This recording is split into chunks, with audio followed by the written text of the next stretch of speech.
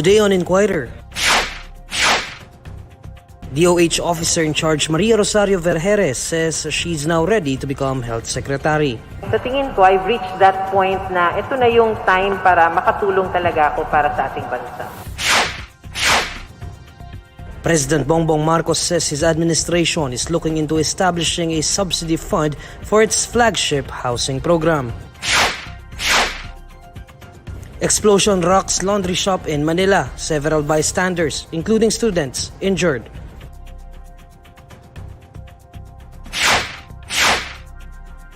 And with the price of fresh eggs on the rise, DOH warns public not to buy frozen eggs.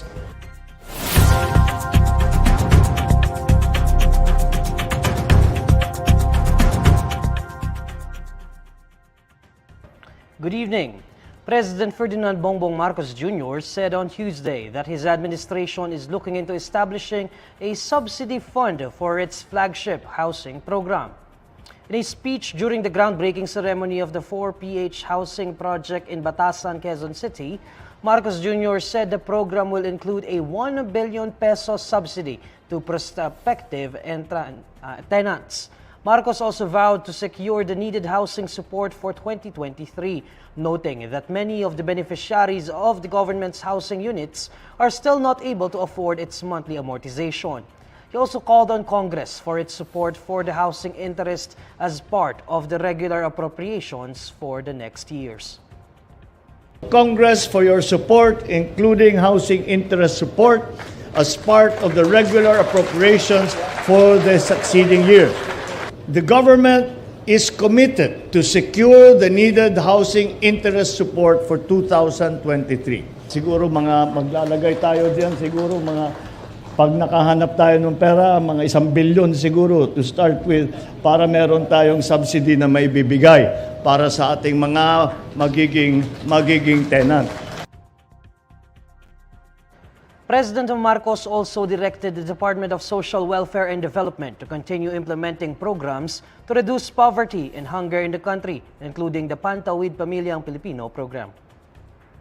Continue calibrating the Pantawid Pamilyang Pilipino program and strengthening the government's social protection initiatives, especially since one of the measures we undertake to address poverty is through the grants that we provide for the health needs of every household and education of our children.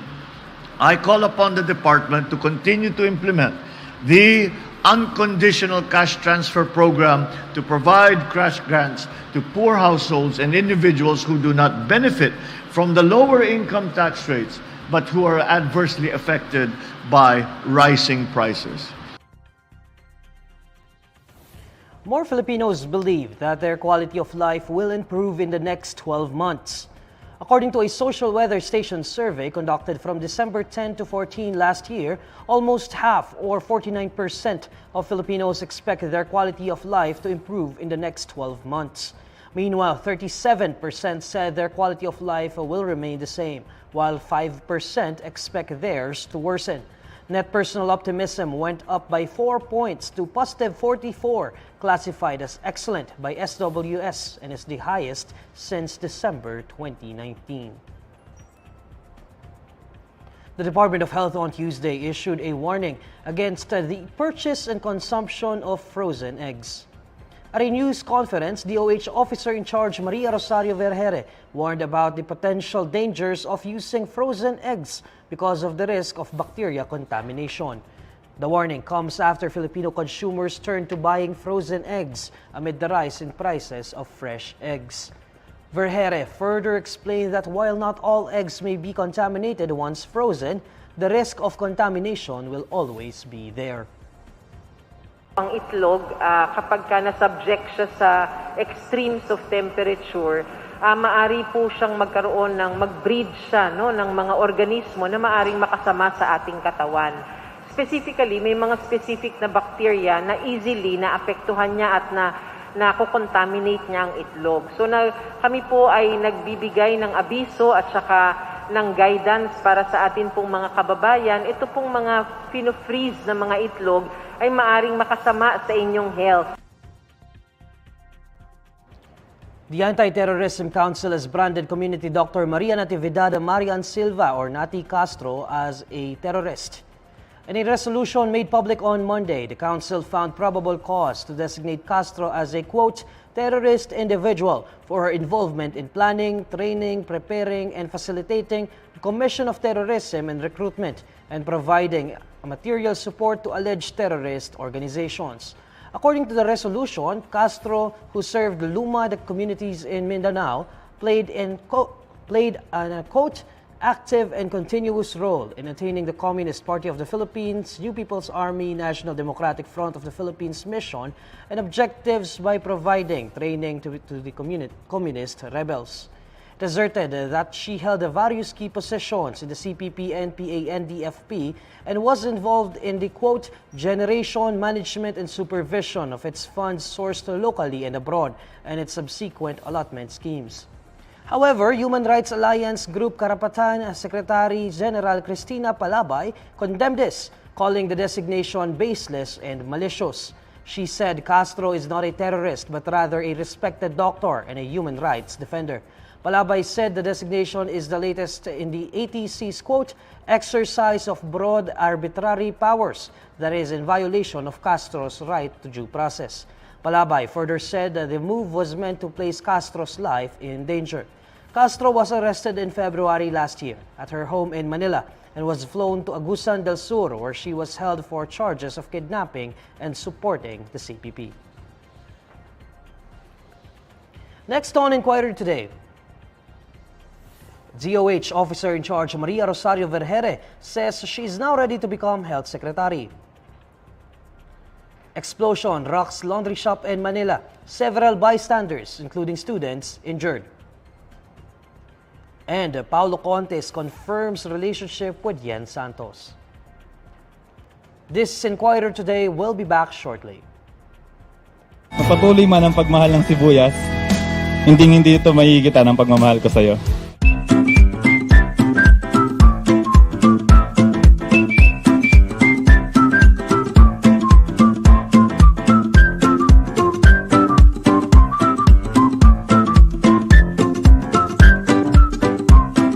Actually, idea ko yun.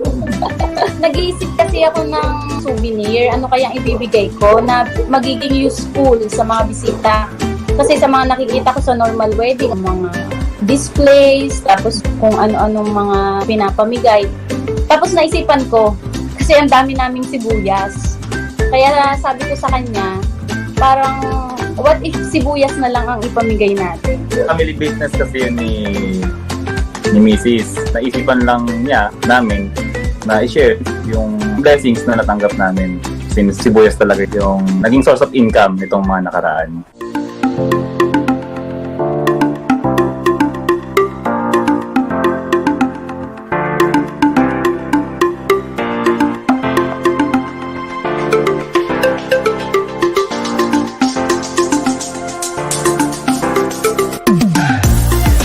Kaya din sibuyas yung naisip namin. Since palayo kasi yung naging venue ng wedding namin, lahat ng bisita namin is from North, Ilocos and Bulacan. Nakita namin naman ng mga nakaraan, talagang trending si sibuyas. Na halos lahat ng post sa Facebook, lagi sinasabi, onion is gold. So naisip namin, para ganahan sila din pumunta doon sa wedding namin, sila magdalawang isip. Ginawa namin talaga yun na free yung onion para pag uwi nila, masaya naman silang uuwi. Parang ang ginawa lang namin, in-announce lang namin na meron kaming pasibuyas. Which is effective naman kasi meron yung mga mag-anak lalo dito sa Bulacan na mga pumunta dahil mamimigay kami ng sibuyas.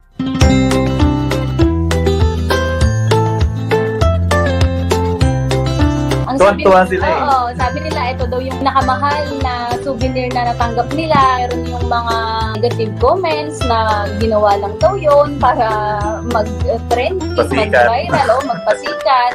Tapos sinasabi nila na sana yung ibinili ng sibuyas ay ibinila na lang ng ibang bagay. Kaya ginawa namin yun. Para makatipid na din sa wedding kasi instead na bumili pa kami ng other souvenirs, meron naman kaming resources na free na kukuhanin lang namin dito Kaya yun na yung pinamigay namin. At least magiging masaya pa yung mga bisita kasi syempre sa sobrang mahal ng sibuyas ngayon. Talagang masakit sa bulsa bumili.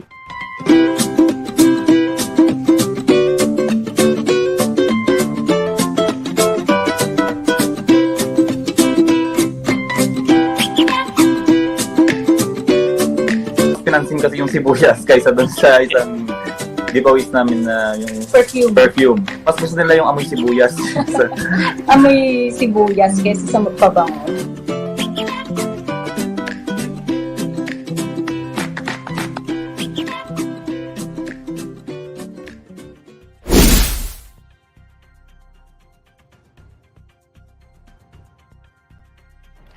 Officer in charge of the Department of Health, Maria Rosario Vergeire, announced on Tuesday that she is ready to assume the role of secretary, a position that has been open since the beginning of President Ferdinand Marcos Jr.'s administration.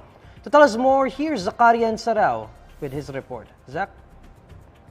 Yes, Neil, after several months of the Department of Health not having its own secretary,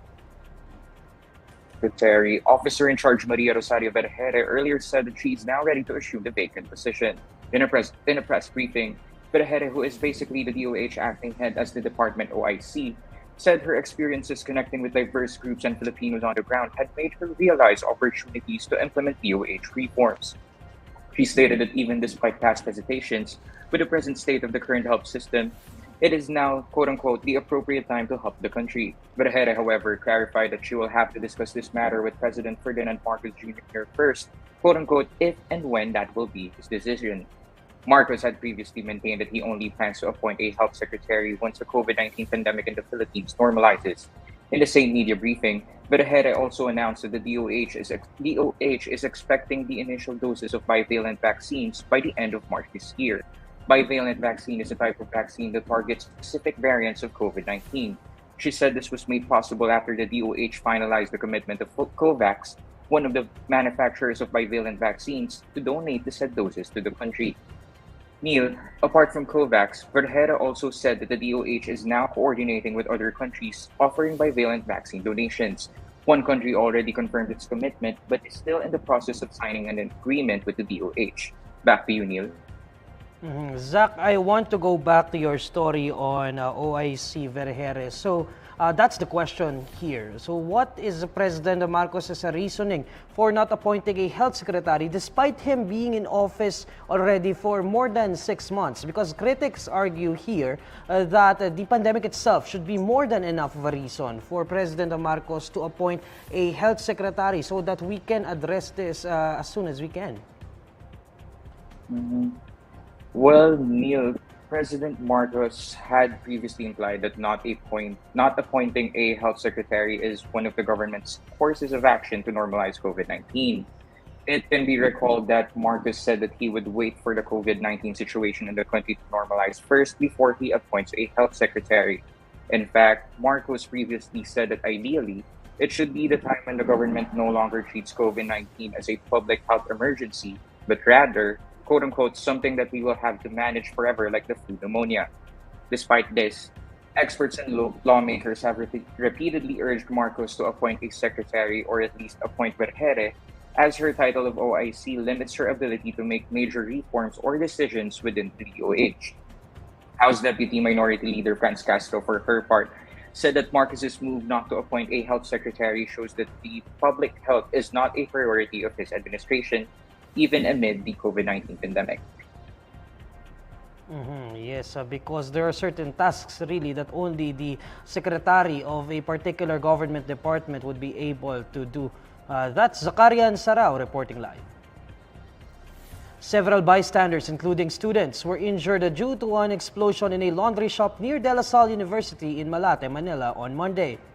CCTV footage captured the moment the explosion took place in the laundry shop on Fidel Reyes Street at around 7 in the evening. According to authorities, at least 10 were injured in the incident. The explosion caused a fire which was declared extinguished by 7:34 p.m. according to the Bureau of Fire Protection. Authorities are still investigating the cause of the explosion.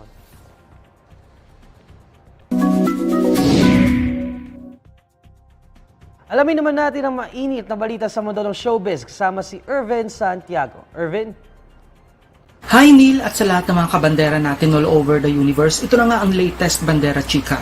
Sa wakas, diretsahan ng inamin ni Paulo Contis na girlfriend niya na ngayon ang aktres na si Yen Santos. Tinuldukan na nga ng kapuso actor ang matagal ng espekulasyon tungkol sa relasyon nila ni Yen na nagsimula lamang as a friend. Ngunit agad ding nilinaw ni Paulo sa panayam ng Fast Talk with Boy Abunda na hindi si Yen Santos ang naging dahilan ng paghihiwalay nila ng dating live-in partner na si LJ Reyes. Ayon kay Pau, what you see is what you get sa relasyon nila ni Yen at hindi naman daw nila pwedeng ipilit sa tao na maging happy na lang para sa kanila. Wala rin daw silang magagawa kung ayaw silang tanggapin at paniwalaan ng publiko. Inamin ni Paulo na matagal na silang hindi okay ni LJ kahit na noong nagsasama pa sila. Naging madalas daw ang pag-aaway nila lalo na nang magkaroon ng pandemya. Pero aminado si Paulo na marami siyang naging kasalanan at pagkukulang kay LJ at isa na nga riyan ang pagbabaliwala niya sa mental health issues ng dating partner. Feeling niya yun ang naging simula ng kanilang pagkawasak. Kasunod nito, matapang din niyang sinabi na may mga kalokohan din siyang ginagawa noon na nakaapekto sa relasyon nila bilang partners in life. Nilinaw din niya ang issue tungkol sa pagpunta nila ni Yen sa Baguio City kung saan nabanggit nga niya ang mga katagang as a friend. Aniya nang mangyari yon ay nasa Amerika na si LJ at ang anak nilang si Summer at si Aki na anak naman ng aktres kay Paulo Abilino. Ang inisip daw kasi ng tao habang umiiyak daw si LJ sa interview noon ni Boy Abunda ay nagpapakaligaya sila ni Yen sa Baguio. Paglilinaw ni Pau, wala na sila ni LJ na magpunta sila ni Yen sa Baguio City. Nauna rito, inamin din ng aktor na hindi siya nagbibigay ng sustento sa dalawang anak niya sa dating member ng EB Babes na si Lian Paz, pati na sa anak nila ni LJ na si Summer. Depensa ng aktor, may sarili siyang dahilan kung bakit itinigil na niya ang sustento. Pero siniguro niya na nag-iipon siya ngayon para may maibigay sa mga anak pagdating ng tamang panahon. At yan ang Bandera Chika natin today. Thanks, Neil. Maraming salamat, Irvin. And these are the stories you need to know today. I'm Neil Mercado. Catch Inquirer Today live every weekdays at 6 p.m. Follow INQUIRER.net on Facebook, Twitter, YouTube, TikTok, Instagram, and Reddit. For more stories, visit INQUIRER.net. Good evening.